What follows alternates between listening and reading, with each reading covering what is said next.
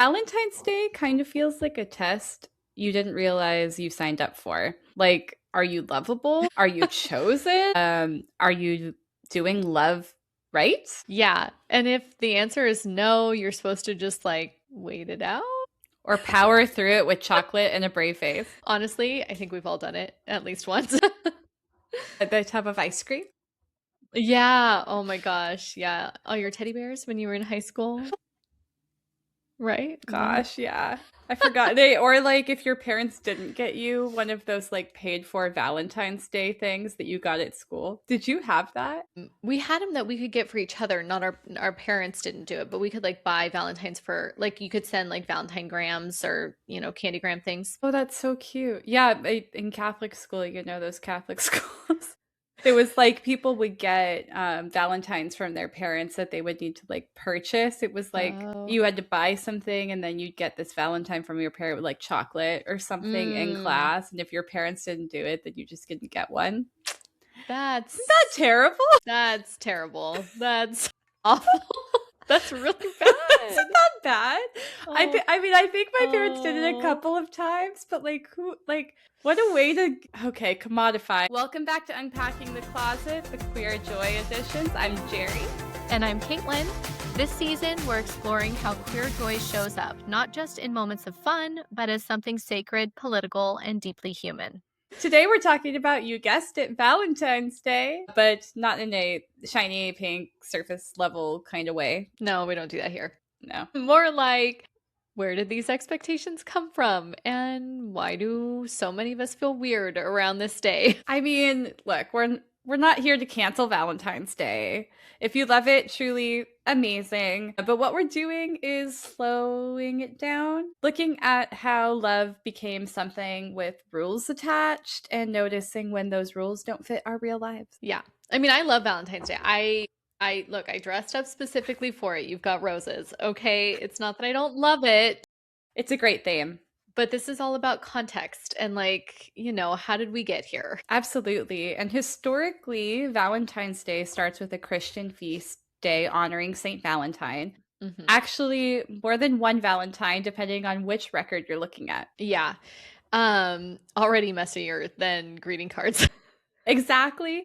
Even the church is pretty honest that the devotion exists, but details are fuzzy. There Mm. isn't one clean origin story. And that matters because we tend to talk about Valentine's like it arrived fully formed with roses and expectations baked in, and it honestly didn't. No, no. And I think maybe we also need to talk about the pagan thing.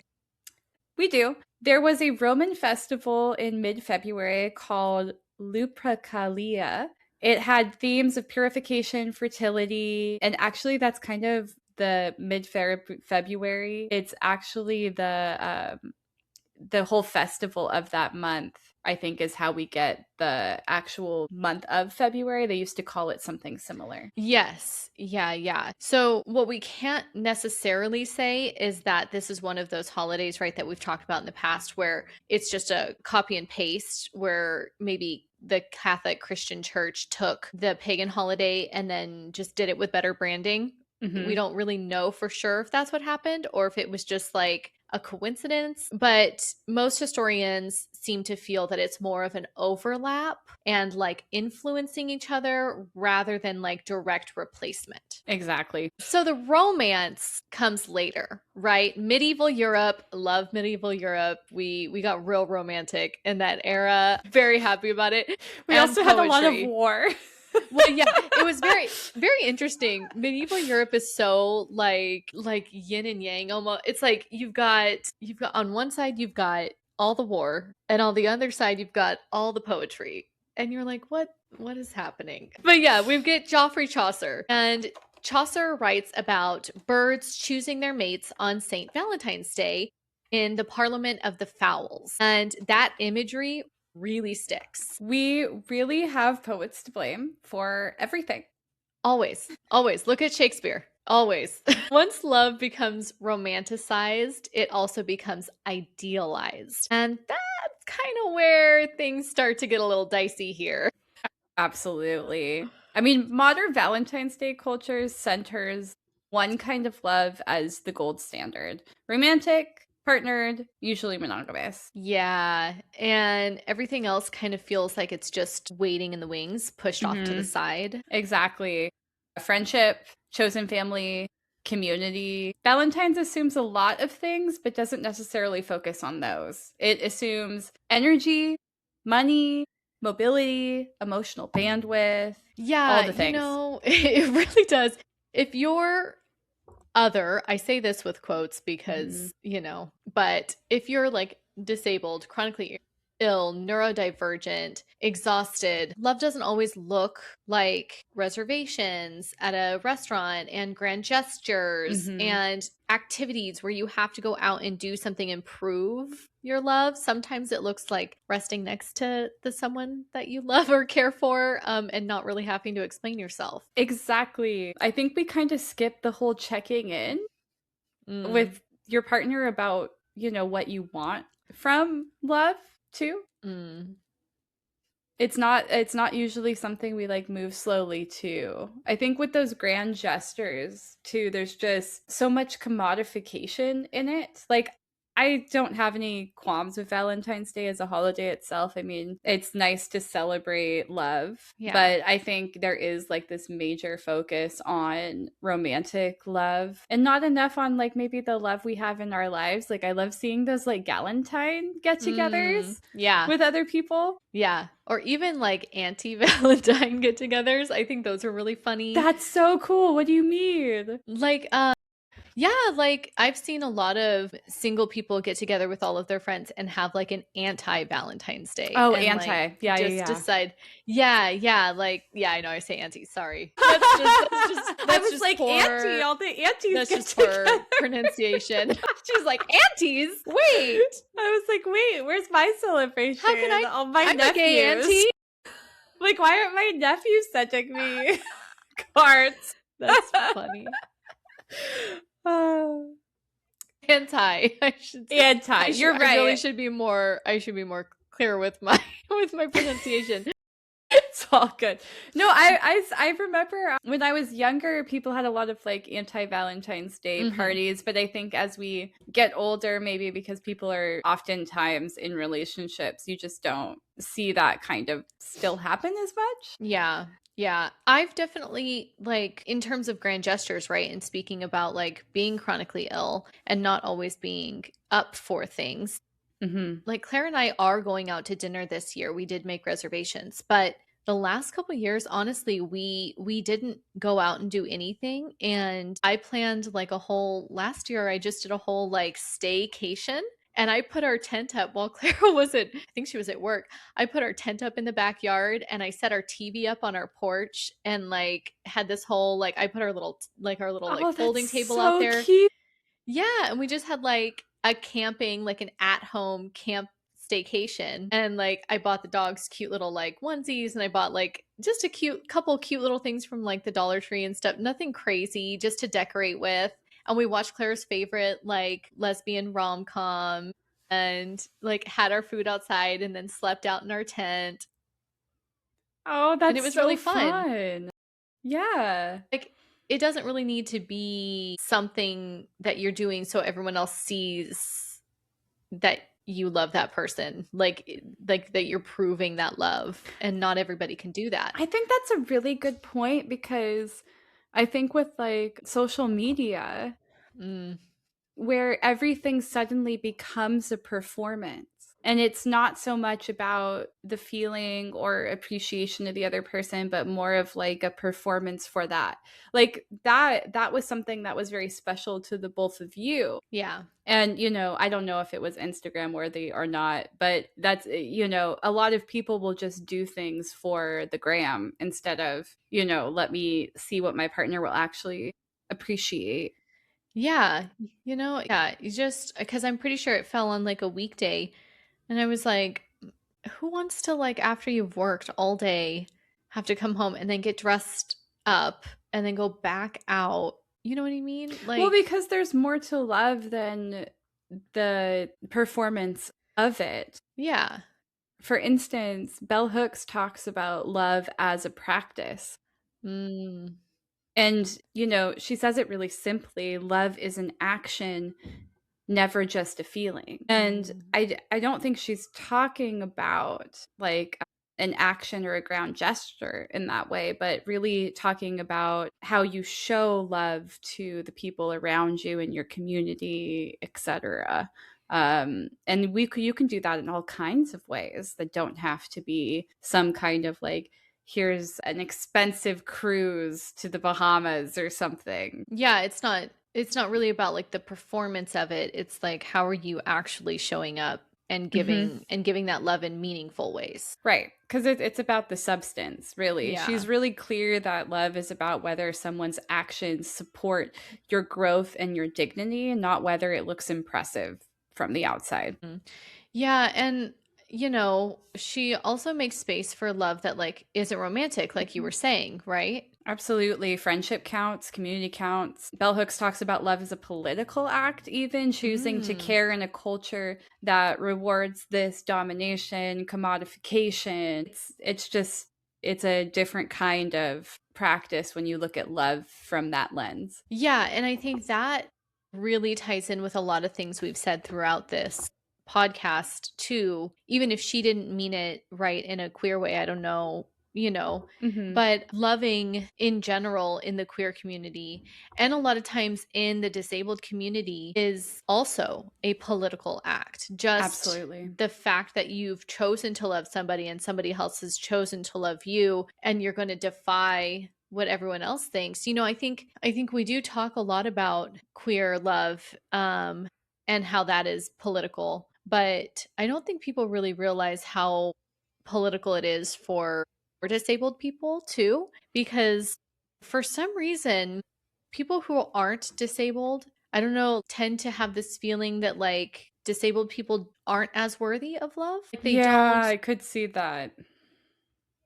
see them as equal, even if it's like a subconscious thing.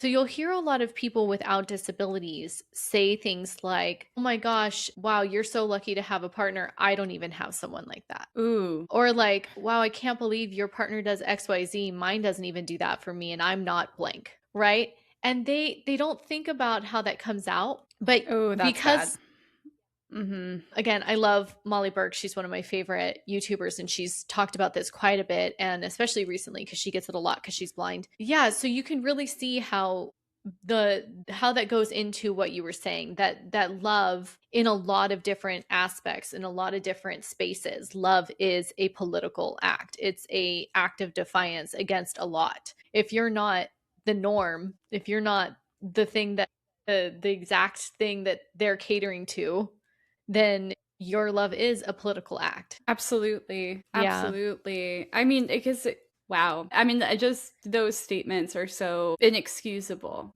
I But think. people don't, and I completely agree, but it's like people don't think about it, No, they don't realize what they're really saying. because disability is seen as less than, Yeah. in the same kind of way that queerness is often seen as less than. Other minority communities are seen as less than. If you're black or brown, you're seen as less than. And I think, you know, when you have privilege over another group, it comes off in a way that is really harsh like that. And I think there needs to be more awareness and attention paid to how we speak to other people and Yeah. about things. Yeah. I don't know if we have a lot of room these days to really be not thinking before we're talking Yeah. to other people, because that doesn't feel good. I mean, nobody wants to say, oh well, because you have this, you're so lucky that that person is able to be there for you, because I wouldn't be able to. I mean, that just sounds Yeah. terrible. Yeah. Yeah. Yeah, it's like I think we all need to realize that love is love, right? We say that all Hmm. the time, but like really think about what that means. Love isn't what you see on these greeting cards in the stores during Valentine's Day. Love is a feeling, love is an action, Hmm. love is and it's so many Love is things and it has respect love is too, I respect think. 100%. I see a lot of people who stick in relationships because they're lonely Mm. and their partner isn't showing them respect. And Yeah. no partner should make you feel like you're less than. And even other people in your life shouldn't make you feel like you're less than. Yeah. And I think maybe a lot of people for some reason, don't feel like they deserve Mm-hmm. love. Mm-hmm. And I think that sometimes Valentine's Day can really contribute to that feeling, that maybe that has been something that has continuously every single year been, a source of why they feel that way. But I truly believe everyone is deserving of love. Yeah, and if you don't have a partner who respects you and who gives you love in the way that you need it, then, you should find someone who does. I agree. I saw a great reel today on Instagram. I'll have to link it if I can find it, but it's one of those like mental health folks on there. And she was talking to the camera and is like, just because it's Valentine's Day doesn't mean that he's changed. Yeah. Like you're Yeah. thinking about it, you're thinking about texting him, don't do it. Yeah. He hasn't changed. Yeah. I laughed out loud because I think how many times people give chances or the benefits of the doubt to people that keep proving that they are making the choice to not practice love towards you. Yeah. Yeah. And there can be a lot of reasons for that. But Absolutely. But like if for like somebody is not making an showing excuse for up, them. Yeah. or they were mean to you or they hurt you in some way, if it is a pattern, if it's something that you are unable to resolve, it's we have to start to move forward and look at who in our lives can offer us that love and respect and attention. Maybe Valentine's Day is more of a reminder about seeking that And than maybe what we loving may or may not yourself. have. Yeah. Yeah. Like we've talked about that too. Like you really have to love you. You Mm-hmm. really have to love you and it sounds cliche because you hear so many people say it like, once you love you, other people will love you too. And it's true. Like you need to love and respect yourself. Once you do, then find somebody who also loves and respects you. I mean, not that it's easy to do. No, I think, and I think this no. goes back to bell hooks with love as a practice. I think even when we're talking about loving ourselves, that is a practice, not like a Mm-hmm. destination of sorts. Like Yeah. we have to practice kindness to ourselves in order to see when other people are being kind to us. Because if we're Yeah. just constantly putting ourselves down, it's going to show up in other places how people treat us. Yeah. Absolutely. Yeah. Um, Well, y'all, if today feels complicated, it is. And as Bell Hooks says, love is an action. So instead of asking, do I feel loved? Maybe we can try asking, where am I practicing love towards others or towards myself? Yeah. This isn't necessarily about fixing, and it's definitely not about performing. It's about It's, noticing. yeah. Yeah. It all starts with awareness. Yeah. No, it really does. It really does. Yeah. For yourself and for others. It's very true. Yeah. Oh, yay. Oh, Valentine's That was a Day. softer episode. We don't have as much of a yay. Yeah. There's a little bit of a they little bit can't of all it, ooh. be they can't all be exciting yays at the end of an episode. It's true. I mean, we were talking about self-love. Self-love is hard. Keep showing up even when it's messy. We'll see you next time in the closet.